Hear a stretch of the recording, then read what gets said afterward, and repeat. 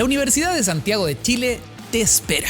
Postula y matricúlate en la USACH en Admisión 2025. Descubre así 72 carreras de pregrado, becas, beneficios y vías de ingreso directo. No dejes pasar esta oportunidad única de ser parte de la mejor universidad del país. Infórmate y postula en www.admision.usach.cl. Atrévete.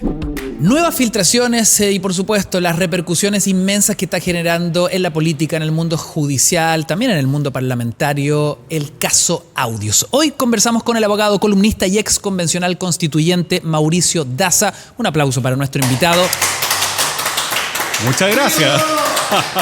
Y así sean todas y todos bienvenidos a este nuevo estreno de El Chile que viene por todas las pantallas y plataformas de Súbela y Súbela News. Mauricio, gracias por acompañarnos hoy en nuestro programa. ¿Y qué tal si arrancamos justamente con las declaraciones del ministro Cordero? Esta mañana dijo en Radio ADN que es probable que surjan peores noticias en las próximas semanas, todo esto en el marco del denominado caso Audios.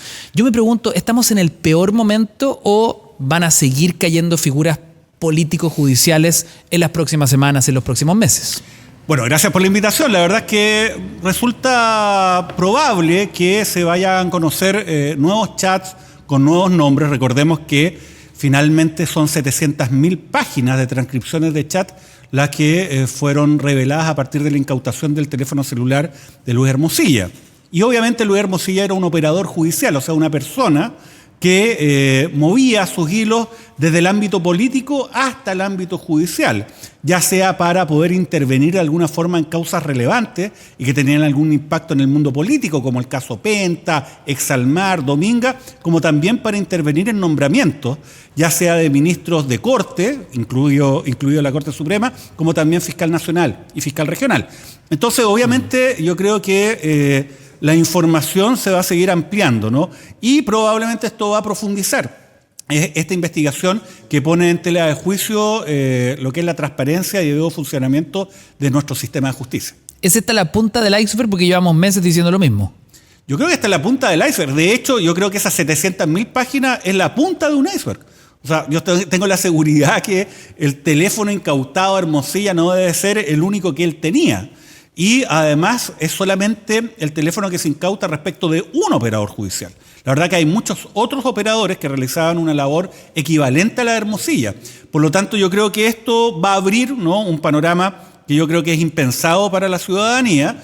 Muchos de nosotros siempre hemos tenido dudas acerca de designaciones que se realizan, de determinados fallos, ¿no?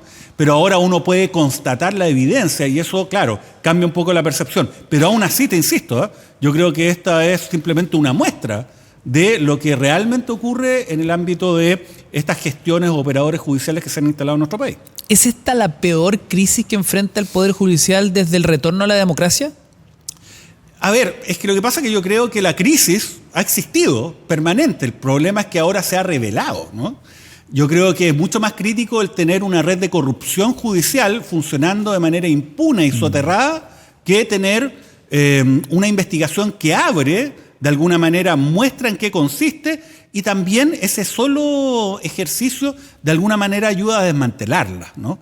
Entonces, desde esa perspectiva yo creo que es positivo lo que está sucediendo, más allá que obviamente muchas personas, sobre todo quienes ven, ¿no?, afectada su situación a partir de aparecer en los chats con Hermosilla, como también muchos otros, que están asustados porque pueden llegar a aparecer más adelante, bueno, puedan pensar, pero yo creo que es bueno hacer este ejercicio. Junto a la abogada María Inés Horvitz, interpusieron una querella criminal en contra de Hermosilla, pero también en contra del ex fiscal Manuel Guerra por graves delitos de corrupción, la que de hecho fue declarada admisible por el Cuarto Juzgado de Garantía de Santiago. ¿Por qué es tan grave para la sociedad los hechos y conversaciones conocidos entre Hermosilla y el ex fiscal Guerra? Bueno, obviamente este es un atentado grave en contra de la fe pública, de personas que deben resguardarla, más aún que están llamados por su función a investigar hechos constitutivos de delito, sobre todo en materia de corrupción, a lo menos a esclarecer la verdad de lo que sucede y a partir de aquello el definir eventuales responsabilidades criminales. Acá, al revés de aquello, todo indica que el fiscal Manuel Guerra se transformó en una suerte de operador o instrumento de aquellas personas a quienes él debía investigar. Y eso obviamente es muy grave, ¿no? Y afecta también a una institución como el Ministerio Público, que está a cargo de indagar estos hechos constitutivos de delito. Y eso es muy grave, ¿no? Además, esto involucra a una persona como Luis Hermosilla, que es un operador judicial, ¿no? Estas personas que, como te decía, manejan estos hilos, ¿no? Y los mueven en beneficio de determinados intereses entre el mundo judicial y el mundo político, ¿no? Y eso, claro, da cuenta de hechos graves. Acá se habrían colocado de acuerdo, a lo menos ellos, ¿no? Y probablemente con coordinación de Andrés Chadwick para los efectos de poner término al caso Penta. El caso Penta, que es uno de los casos más importantes de corrupción que se han conocido en las últimas décadas y que tiene que ver con el financiamiento ilegal de la política por parte de este grupo de empresas que estaba liderado por Carlos Delano y Carlos Lavín, ¿no? Entonces, de esa perspectiva, obviamente esta red, ¿no? Y esta operación de impunidad que atenta en contra del interés público ha quedado revelada. Y por eso nosotros, la verdad que con María Inés Horvitz, que éramos querellantes en este caso, tomamos la decisión de querellarnos. Porque mira, es tan grotesco, burdo, el desprecio al principio de probidad por parte de Manuel Guerra, que nosotros no nos podíamos quedar impávidos. Porque además nosotros presenciamos en primera fila, para decirlo de alguna forma, cómo se ejecutó precisamente el desmantelamiento de este caso. Te insisto, de una forma burda, ¿no? Donde Manuel Guerra dejó de ser fiscal, renunció a esa labor y se transformó en la práctica en un abogado de los imputados, ocupando su posición como fiscal regional metropolitano Oriente a cargo de la investigación, ¿no? Te insisto, es tal el nivel de descaro que nosotros no nos podíamos quedar impávidos y tomamos la decisión de dar un paso adelante y presentar esta querella. Conocidos los chats, ¿podríamos decir que Manuel Guerra era una suerte de guardián de las causas VIP?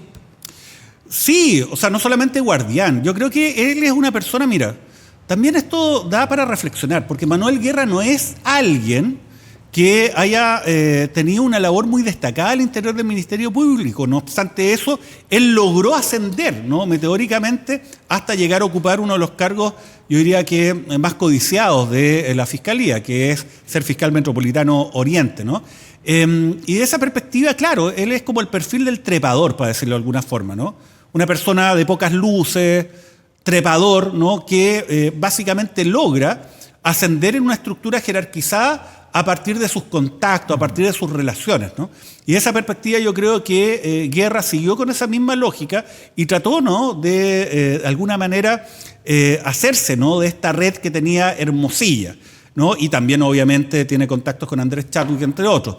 Entonces yo creo que esa era básicamente la lógica, ¿no? Una lógica muy distinta a la que siempre operó, ¿no? Y con la que llegó bastante alto en la Fiscalía. Entonces, eso es lo que moviliza, a mi juicio, esta labor y estas ofertas, ¿no? Y esta complicidad para transformarse precisamente en una suerte de guardián de aquellas causas que afectaban a altas autoridades y al gran empresariado, ¿no? Y eso es lo que finalmente hizo desde su posición de ser fiscal, o sea, una persona a quien se le ha confiado la labor pública de tener que investigar delitos y de, además, llevarlos a juicio sin distinción de la posición de las personas que pudiesen estar involucrados en estos hechos.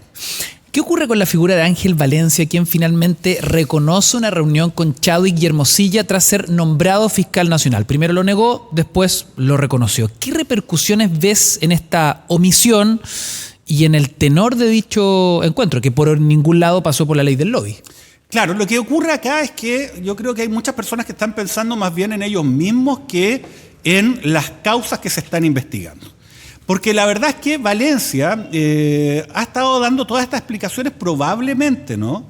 Es una hipótesis razonable, bajo la perspectiva de que esto se iba a conocer de igual forma. O sea, yo no imagino que Valencia hubiese ido a 2 radios a hablar precisamente de esto si es que no tuviese la expectativa concreta de que era una información que se iba a revelar por otras vías, ¿no? Y que lo podía afectar. Es como adelantarse un poco a la noticia, ¿no? El parche antes de la herida. Exacto. Si eso es así, entonces está actuando bajo amenaza, ¿no? Y que lo haga así un fiscal nacional, la verdad que es muy complicado. Ahora, las relaciones de Valencia con Chadwick y con Hermosilla son evidentes, porque piensa en lo siguiente. ¿Por qué Valencia tiene que aceptar una reunión con Chadwick y con Hermosilla para recibir explicaciones acerca de la conducta de estos dos últimos cuando se estaba eligiendo al fiscal nacional? Se señala que tanto Chadwick como Hermosilla en algún momento no estaban apoyando a Valencia, sino a otros. Y el discurso de Valencia es decir, mire, ¿sabe qué? Yo quería limar aspereza y quería juntarme con estas personas. Uno solamente recibe explicaciones de alguien cuando existe una suerte de deber recíproco de confianza que se habría vulnerado, porque si no, no tiene ningún sentido. No tendría sentido que, por ejemplo, Valencia me recibiera a mí para darle yo explicaciones acerca de mi postura respecto a la elección de fiscal nacional. Claro. ¿Por qué? Porque no hay un deber recíproco de confianza que él reconozca respecto a mí ni viceversa. Entonces esto es bien indicativo. O sea, ya había una relación. Y ninguna persona que tenga una relación con Chadwick o Hermosilla puede tomar ninguna decisión respecto a este caso. Y yo creo que eso de una buena vez se tiene que disipar. Más allá que Valencia sea un muy buen o muy mal fiscal. La sola posición que él está respecto a las personas imputadas y además el rol que estas personas tienen en los hechos que se están investigando ya deberían hacer que Valencia se inhabilite. No esperar a que alguien lo inhabilite, porque ¿qué es lo que dice Valencia? Mire, ¿sabe qué? Si alguien me lo pide, me inhabilito. No. Yo creo que su deber para resguardar la investigación es que él se deba inhabilitar. Que dé un paso al costado. Obviamente, sí es, pero obvio. Pero lamentablemente cuando estas cosas que son tan obvias no se concretan, entonces uno empieza a preocuparse.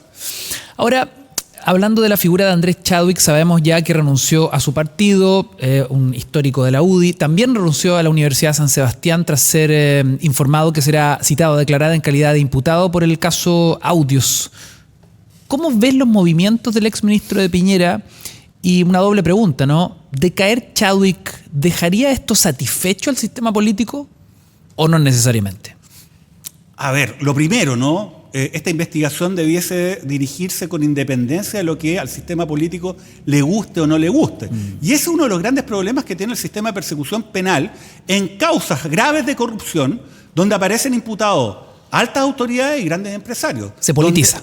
Es que existe una cultura institucional de impunidad respecto a este tipo de causas. Fíjate, ni siquiera yo diría que se trata de un tema de corrupción. No es que un gran empresario le pague al juez, sino que existe una cultura de sometimiento finalmente. Una cultura donde se dice, mire, ¿sabe qué?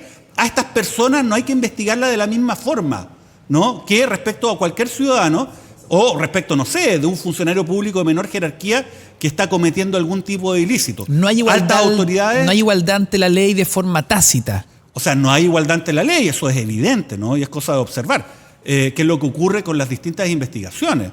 ¿Qué es lo que ocurrió con el caso Penta? ¿Qué es lo que ocurrió con el caso Cascada? Que también se desarticuló. Pero ¿cuáles eran las características? Las características del caso Penta era que afectaba a un gran empresario, ¿no? Delano Lavín, además un amigo de Sebastián Piñera. En el caso Cascada y en el caso CQM, ¿a quién afectaba? A otro gran empresario, Julio Ponce Lerú. Entonces ahí ya las cosas empiezan a funcionar de otra forma en la práctica, ¿no? Ahora, respecto de lo de Chadwick, yo creo que se tiene que investigar. Es obvio que existe un rol de Andrés Chadwick, porque tienes que pensar y considerar que en la revelación de los chats de Hermosilla con Guerra se hace permanente alusión a Andrés Chadwick. De hecho, tanto así que hacen alusión a reuniones donde Chadwick se habría reunido con Guerra y al parecer habrían acordado algún tipo de beneficio para Guerra. Fíjate, Guerra sale un día 31 de julio de la Fiscalía. El 1 de agosto estaba trabajando en la Universidad de San Sebastián. 6.600.000 pesos de remuneración por media jornada. Bien parecido a lo que ganaba por jornada completa en el Ministerio Público. Esas coincidencias no son tales. Entonces yo creo que acá hay mucho que investigar y ojalá que en esta oportunidad se pueda esclarecer de verdad todo lo sucedido. Seguimos en el mismo lugar, ¿no? Pero ahora el foco puesto en el ex fiscal nacional Jorge Abbott. En entrevista con La Tercera señaló que Guerra y Hermosilla querían sacarme porque les estorbaba.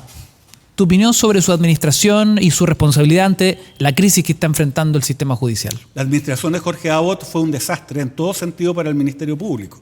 No solamente respecto a la persecución penal de delitos de corrupción en contra de altas autoridades y grandes empresarios, sino también respecto de lo que es la persecución penal en general. Gran parte de la crisis que ha existido respecto de la reacción del Estado frente a fenómenos de delincuencia más complejos que los habituales, por ejemplo, crimen organizado, deriva de las debilidades institucionales que dejó la administración de Abbott. Ahora, que aparezca Abbott diciendo que es una suerte de víctima, la verdad que también es grosero y burdo. Él dice que le estorbaba a Hermosilla y a Manuel Guerra, pero en la práctica no estorbó nada, porque la operación de impunidad se ejecutó de una manera impecable, sin ningún tipo de queja, sin ningún tipo de reacción por parte de Abbott. Así que la retórica de este fiscal nacional, ex fiscal nacional, para defender una gestión desastrosa en todo el sentido, la verdad que es bastante poco creíble. ¿Qué ocurre con la señal política que da la Corte Suprema al remover a Ángela Vivanco? Bueno, yo creo que hay un sentido de responsabilidad y a entender la profundidad de la crisis y que si no se reacciona de una manera contundente, esto la verdad que puede seguir escalando de una manera muy inadecuada. Yo creo que fue muy bueno y en eso hay que reconocer lo que es la labor del presidente, el ministro Blanco, de la Corte Suprema, ¿no? Que costó en un comienzo, cuando se revelan en un primer momento todo lo vinculado con el ministro Matus, con la ministra Vivanco, con incluso el ministro Sergio Muñoz. La verdad que hubo posiciones encontradas al interior de la Corte Suprema, pero finalmente, cuando se publican los chats, que son, la verdad, yo te diría que, de nuevo, lamentablemente voy a tener que ocupar mucho este calificativo, pero son absolutamente groseros, ¿no? En términos de lo que involucra la corrupción judicial por parte de un alto magistrado. La verdad que la Corte Suprema no tuvo otra opción y creo que leyeron bien esta situación, porque es muy importante además, también para la autonomía y la independencia de los tribunales, que la hayan destituido a Vivanco a través de un voto unánime antes que el Senado conozca de la acusación constitucional, ¿no? Correcto. Y de esa perspectiva yo creo que es un paso muy positivo y ojalá que dé pie, ¿no?, a que estas conductas respecto a las cuales en muchas ocasiones simplemente se miraba para el lado, ahora sean realmente investigadas y sancionadas. Lo de Vivanco entonces descomprime la crisis al interior de la Suprema.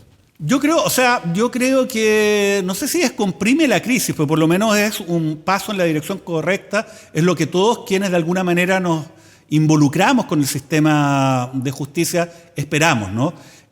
Tú comprenderás que para cualquier persona que litiga, ¿no? Desde cualquier posición, ya sea desde el Ministerio Público, la Defensoría Penal Pública, o como querellantes particulares, o en cualquier ámbito, es muy violento, ¿no? Que todo el esfuerzo que uno hace por estudiar los casos, por argumentar frente a un tribunal bajo la expectativa de que uno le está hablando a personas que son probas transparentes y que van a fallar según el mérito de los antecedentes, y finalmente uno descubre que son parte de una red de corrupción pura y dura, la verdad que eso causa una frustración muy grande, ¿no? Y sobre todo cuando ocurre en tribunales como la Corte Suprema, que es el máximo tribunal de la República.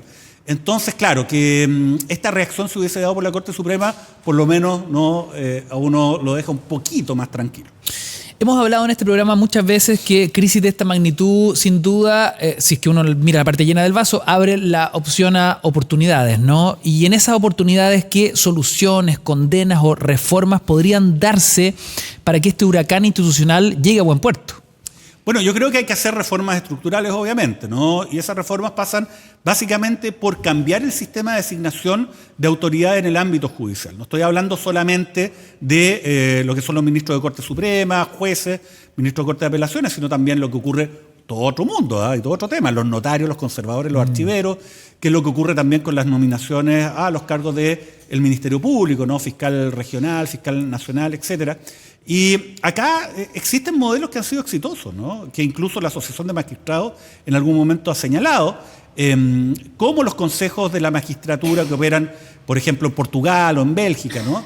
Que son modelos a observar, ¿no? Hay otros consejos de la magistratura que no han funcionado para nada. En Argentina y en Perú, por ejemplo, han sido un desastre porque han sido cooptados políticamente. Claro. Entonces hay que buscar un buen equilibrio, ¿no? Respecto de la integración y duración de los miembros, a través también de un sistema de nominaciones que sea transparente. Yo creo que hacia allá tenemos que dirigirnos para que esta oportunidad no se desaproveche, ¿no? Y que todo este descubrimiento hecho de corrupción no sea en vano. Ahora, esto es interesante, quiere decir que no hay ninguna fórmula realmente virtuosa en el nombramiento de los jueces, o sea, todas tienen su claroscuro. Es que, bueno, mira, la otra vez hablaba con una persona en un foro donde decía, no, es que lo que pasa es que el sistema de nominación es corrupto. No, el sistema no es corrupto, las personas que lo operan son las corruptas. Entonces lo que uno tiene que observar son cuáles tú puedes identificar como grietas en este sistema. ¿Cuáles son las fisuras? Exacto, para poder de alguna manera arreglarlas, ¿no? Y además establecer mecanismos de control. Por ejemplo, en estos órganos de designación, lo ideal que sean personas que se vayan nombrando, no todas de una sola vez, sino periódicamente, cada año, cada 2 años, que tengan una duración limitada, que puede ser 4 o 6 años, que estas personas además no puedan reelegirse nunca en el mismo órgano, ¿no? Y que así haya una rotación y además los mecanismos sean transparentes, ¿no? Que pueda haber un escrutinio por parte de cualquier persona que pueda conocer de qué manera una persona ha postulado, cuáles son sus antecedentes y cuál es la lógica detrás de la designación de una persona y no de otra. Yo creo que se puede avanzar perfectamente y ojalá que esta sea la oportunidad. ¿Sabes cuál es el problema para eso? A ver. Que las personas que operan hoy día el sistema y que de alguna manera se benefician del mismo son las mismas llamadas a modificar el sistema. Correcto. Entonces es difícil que personas que se han beneficiado ya de, yo diría, una dinámica de amistocracia, ¿no? Redes de clientelismo que se van generando al interior del Poder Judicial y hacia afuera, puedan de alguna manera impulsar estos cambios. Pero yo creo que hay ciertos puntos en los cuales no hay mucha otra opción y espero que estemos en ese punto. Vamos a pasar a otro gran tema, ¿no? Y tiene que ver con la carrera presidencial. Según CADEM, Evelyn Matei baja 7 puntos de cara justamente a la presidencial. Muestra también una caída en la encuesta Criteria. Tras el golpe del caso Audios, ¿debe marcar distancia, crees tú, Evelyn Matei, de su partido, de la UDI? O sea, yo creo que ella tiene que marcar distancia respecto de las personas que están involucradas en hechos de corrupción, ¿no? Y que dé una explicación transparente y clara respecto de los nexos que ha tenido con ellas. Pues estoy hablando específicamente de Manuel Guerra. La contratación que tuvo en la comuna de Providencia, en el municipio. Es que lo que pasa es que igual hay mucho que explicar ahí. Porque fíjate, esta persona, Manuel Guerra, que pone término a la causa Penta, ahora sabemos a partir de los chats que se han conocido recientemente, que probablemente a partir de una operación de impunidad, ¿no? Articulada con Hermosilla y probablemente coordinada también con Andrés Chadwick. Bueno, pero esta persona, Manuel Guerra, ya había cerrado el caso Penta bajo una figura infame, ¿no? Que yo creo que está en el pensamiento colectivo de nuestra sociedad, las clases de ética.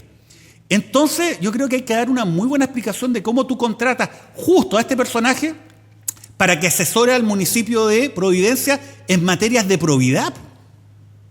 O sea, es un poco inexplicable, salvo que uno crea de que esto se debe a un favor político, ¿no? Y el favor político, ¿de dónde viene? De la cercanía que Guerra construyó con figuras políticas de la UDI. Ejemplo, Andrés Chadwick. Ojo, el alcalde Carter también lo tenía contratado como el defensor de la gente, ¿no? Él da una explicación, ¿no? Que este COSOC lo habría designado. Bueno, finalmente eso fue desmentido. Él también es una figura importante de ese sector político. Entonces, a lo que voy, yo creo que acá, ella tiene mucha experiencia en materia política, fue senadora, alcaldesa, ha sido candidata presidencial antes, pero yo creo que lo importante, más que desligarse de algo que no se puede desligar, que es de la UDI, ¿no? Que ha sido su casa política histórica, yo creo que sí es bueno que establezca límites, ¿no? Y dé explicaciones claras respecto del nexo con Chadwick y con Manuel Guerra. Ahora, ¿qué tal si hablamos de cifras en torno a los 5 años que están a punto de cumplirse del estallido social? Me gustaría partir por tus definiciones, ¿no? Respecto de este hito en nuestra historia reciente. Bueno, el estallido social yo creo que fue un gran síntoma de un problema más profundo que se mantiene, ¿no? Que tiene que ver con las distintas inequidades que una parte importante de la ciudadanía observa respecto de la forma como se gestiona el poder en nuestro país y cómo finalmente se atienden las necesidades más fundamentales de la población, ¿no? Cada uno tenía, yo diría, su tema, ¿no? Habían personas que salían a protestar por las pensiones, porque lo afectaba directamente, otros por lo que era la crisis del sistema educativo, las inequidades en ese ámbito, otros por la inequidad en el ámbito de salud, otros que salieron en regiones, ¿no? Por el tema de la centralización. O sea, eran muy diversos los temas, pero se aunó toda esta manifestación, ¿no? Requiriendo, yo diría, cambios que avanzaran con mayor justicia, yo diría, ¿no? Y desde esa perspectiva yo creo que ese ánimo, ese reclamo, todavía se mantiene vivo y presente. Lo que ocurre obviamente que después de 2 procesos constitucionales, ¿no? que fracasaron por distintos motivos, yo creo que hay una frustración, ¿no? Respecto de si se puede generar una solución que sea viable, consistente y que pueda atender a esos requerimientos. Las cifras son bastante contundentes. Según CADEM, solo un 6% cree que Chile hoy es un mejor país que antes del estallido y un 63% de los encuestados cree que Chile está peor que antes del 18 de octubre de 2019. Me imagino que esas cifras son las que vienen a también explicar lo que nos plantea. Sí, yo creo que estamos peor porque quizás en ese momento había una esperanza y esa esperanza no se ha concretado en cambios que sean notorios, ¿no? En cambios específicos, en aquellas materias que eran las más sentidas por la ciudadanía, ¿no? Y desde esa perspectiva obviamente hay frustración, ¿no? Y eso uno lo puede notar. Y eso es lo que hace sentir, yo creo, ¿no? Que estamos peor que antes. Porque por último antes decíamos, bueno, hay un camino, hay una esperanza. Hoy día yo creo que eso se ha perdido bastante. Pero la verdad es que, bueno, en algún momento hay que recuperarlo. Es muy importante que los distintos actores del mundo político saquen lecciones acerca de lo que fueron estos procesos y puedan de alguna manera hacer una oferta concreta, quizás ya no con un cambio constitucional no global o profundo, sino tomar medidas concretas, pero que vayan en directo beneficio de la ciudadanía en aquellos temas que son los más sentidos, como los que te dije. Lo vinculado al acceso a la salud, lo vinculado al acceso a la educación de calidad, lo vinculado al tema de las pensiones, entre muchos otros. Las demandas siguen siendo las mismas. Sí. Vuelvo a la misma encuesta CADEM. El 80% de los chilenos cree que las demandas sociales no han sido resueltas y de hecho han empeorado. Costo de la vida, delincuencia, crimen organizado, calidad de la política, pobreza y desigualdad. Frente a esto, ¿cuál es tu mirada sobre el incierto panorama futuro que nos queda? Bueno, yo tiendo a Porque está claro que los últimos 5 años la clase política no ha sido capaz de resolver las problemáticas que nos llevaron al 18 de octubre. Bueno, absolutamente. Yo tiendo a ser optimista en general, y también realista. Insisto, yo creo que la posibilidad de generar un cambio institucional mayor no va a ser viable por lo menos hasta una próxima generación, ¿no? A raíz, yo diría, de lo que fueron los fracasos de los procesos constituyentes, por los distintos motivos, ¿no? Algunos que derivan de los propios órganos que estuvieron a cargo de estos procesos y otros que son ajenos al mismo, pero digamos confluyeron al resultado. Pero sí yo creo que puede generarse, ojalá liderazgos que sean serios, responsables, porque también es tierra fértil para el populismo, ¿no? Y desde esa perspectiva es un riesgo. Pero ojalá, no se ha visto hasta el momento, pero ojalá que se pueda entender esto, ¿no? Que esta situación como de permanente pelea, ¿no? Que nos deja absolutamente inmovilizados en reformas concretas que vayan en beneficio de los requerimientos de gran parte de la ciudadanía, es pan para hoy y hambre para mañana, ¿ah? Y esto no tiene que ver con la amenaza subyacente de que vuelva a haber otro estallido, ¿no? Y un ciclo de violencia. No, sino con la responsabilidad que tienen que tener las personas que sirven cargo de representación popular en órganos de decisión, de ejercer ese poder en beneficio de la ciudadanía, más allá de las diferencias que pueden existir. Como te digo, yo creo que hay espacios para poder avanzar, pero de repente, como te digo, es tal el nivel de polarización, es tan bajo muchas veces el nivel de la discusión pública que eso nos aleja de ese escenario. Yo espero que, quizás no en esta legislatura, quizás en la que viene, se pueda avanzar. Pero necesariamente tenemos que ir a un mejor camino, eso espero.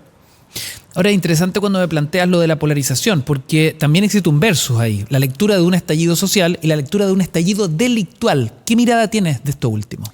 A ver, lo que pasa es que es un estallido social, ¿no? Si lo que fue el estallido social o el movimiento social no se reduce al 18 de octubre, ¿no? A mí siempre dice, el octubrismo. El octubrismo es una narrativa que se levanta básicamente para, de alguna manera, hacerse cargo de lo que un sector de nuestra sociedad considera como un enorme riesgo que se abrió con el estallido. Porque imagínate, por primera vez en nuestra historia existió la oportunidad de generar cambios profundos en nuestra institucionalidad por parte de un órgano que no estaba controlado por la política tradicional, ¿no? Ni por los grupos que habitualmente han gestionado el poder en Chile. Y eso yo creo que es un riesgo enorme, ¿no? Que estos sectores lo ven como una amenaza. Entonces se levanta todo este tema del octubrismo vinculándolo necesariamente a la violencia. Pero no solamente existió el 18 de octubre, también existió el 25 de octubre, donde más de 1 millón de personas se movilizaron solamente en la región metropolitana para manifestar de manera pacífica la necesidad de generar cambios, y cambios que vayan en el sentido de una sociedad que sea más justa, más transparente, más equitativa, ¿no? Y esto se puede lograr de distintas perspectivas, ojo, porque esto no tiene que ver simplemente con decir, más justo, más equitativo, más igualitario, es un discurso de la centroizquierda. Porque finalmente también hay sectores de derecha que quieren, bajo otra perspectiva y mirada, avanzar en mayores grados de justicia, equidad e igualdad desde su perspectiva, desde su mirada de sociedad. Pero bueno, la idea es avanzar. El problema es que ahora estamos absolutamente estancados. Entonces, reducirlo al tema delictual yo te diría que es más bien una estrategia de contención, pero que no tiene mayor relevancia, porque por más que tú repitas el octubrismo 1 millón de veces, los problemas van a seguir ahí, ¿no? Y hay que atender estos problemas de igual manera. Mira, el 25 de octubre, como te digo, yo creo que esa era la realidad del movimiento social. Y no era violento, porque mira, tú no puedes contener a 1.200.000 personas. Claro. Si ese 1.200.000 personas hubiese sido una horda violenta que quería tomarse la moneda, se la habrían tomado. O sea, habrían destruido todo si hubiesen querido. Pero eso no ocurrió, ¿por qué? Porque eran personas que solamente estaban manifestándose pacíficamente por un anhelo que es legítimo y justo. Yo creo que lamentablemente no hay ningún sector político que haya articulado una respuesta que sea satisfactoria a esas demandas hasta el día de hoy. Tú me dices, hubo una oportunidad única, inédita, de la cual tú también formaste parte, ¿no? Como convencional. ¿Se despilfarró esa oportunidad ya con la perspectiva del tiempo, observando todo lo que ocurrió allí en su interior y exterior de la convención? Proceso 1 y proceso 2. Hagamos la lectura completa. Yo creo que sin duda, ¿no? Fue un desperdicio. Era una bala de plata para poder avanzar, como te digo, en no solamente cambiar la institucionalidad, ¿no? Sino era algo más profundo. Mira, de hecho, si hubiese salido exactamente la misma constitución que teníamos y que tenemos hasta el momento, de ese proceso, igual el proceso habría sido muy profundo y trascendente. Porque lo relevante del proceso era que personas que no formaban parte de las élites pudiesen efectivamente proponer y hacer cambios a la institucionalidad que define la manera en que se gestiona el poder en nuestro país. Es algo que nunca ha pasado en la historia de Chile, nunca. Creo que va a ser muy difícil que vuelva a pasar. En ese contexto, obviamente, fue una oportunidad perdida, porque lamentablemente yo te diría que no existió una claridad respecto del desafío que se estaba enfrentando, y creo que hubo una lectura que fue muy voluntarista respecto de el escenario que íbamos a enfrentar, ¿no? Y de esa perspectiva es muy lamentable, pero bueno, también es parte del aprendizaje, ojalá de las próximas generaciones. Yo tengo la convicción que no vamos a poder hacer este ejercicio hasta muchos años más.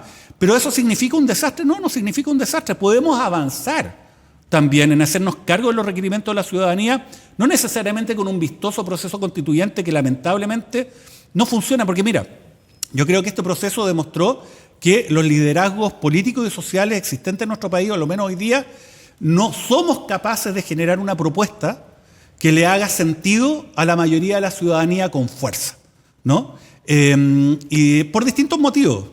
Independiente de reconocer que hubo una campaña de desinformación, que eso ocurrió, pero también sería, yo diría, muy negligente no reconocer los errores que hubo. Básicamente yo diría en la pérdida de confianza de parte de la ciudadanía en el órgano constituyente, ¿no? Si tú analizas cuál es la trayectoria respecto a esa confianza desde el minuto 1, ¿no? Cuando asume la convención hasta el minuto final, obviamente hubo un declive, ¿no? Y ese declive fue por responsabilidades algunas colectivas, otras responsabilidades individuales, pero bueno, finalmente eso ocurrió. Y eso dejó también al proceso constituyente, al primero por lo menos al que yo participé, en mucho peor pie para enfrentar una predecible, por lo demás, no digamos que nadie lo iba a pensar que iba a ocurrir, una predecible campaña de desinformación.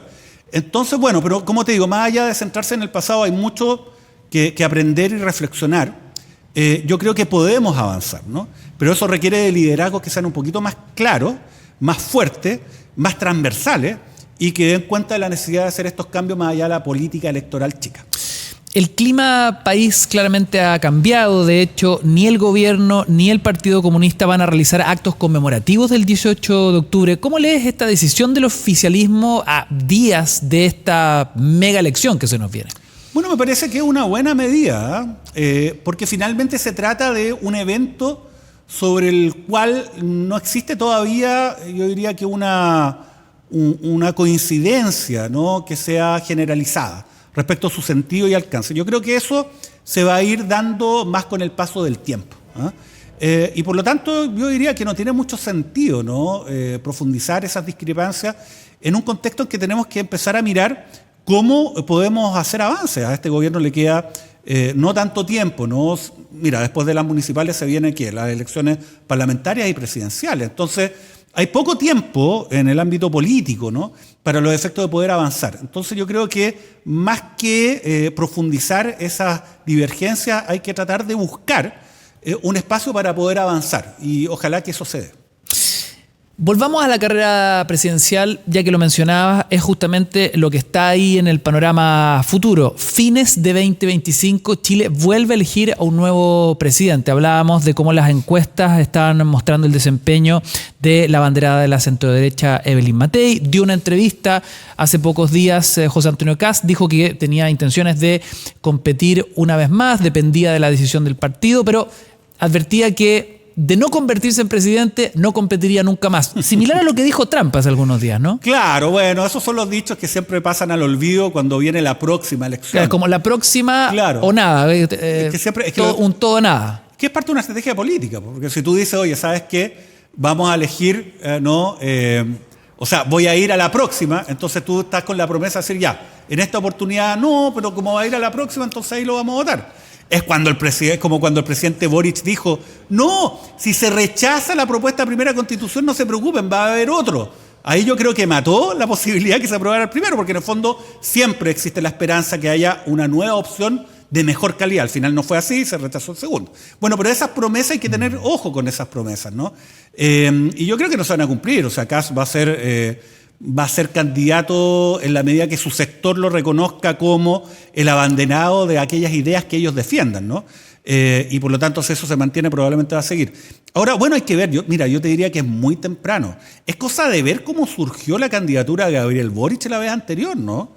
O sea, yo te diría que 2 años antes no se veía una perspectiva tan clara, ¿no? Ni él tenía esa perspectiva. Ni él la tenía.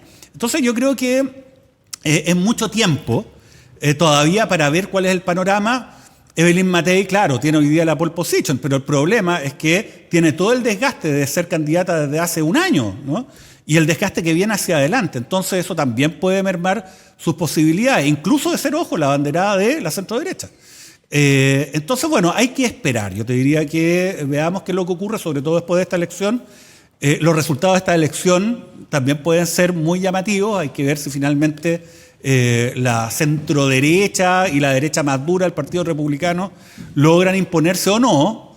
¿Cuáles son los resultados y los márgenes entre cada fuerza política? Yo creo que eso también va a marcar mucho. Entonces yo esperaría con cautela. Esta carrera no está corrida en lo más mínimo.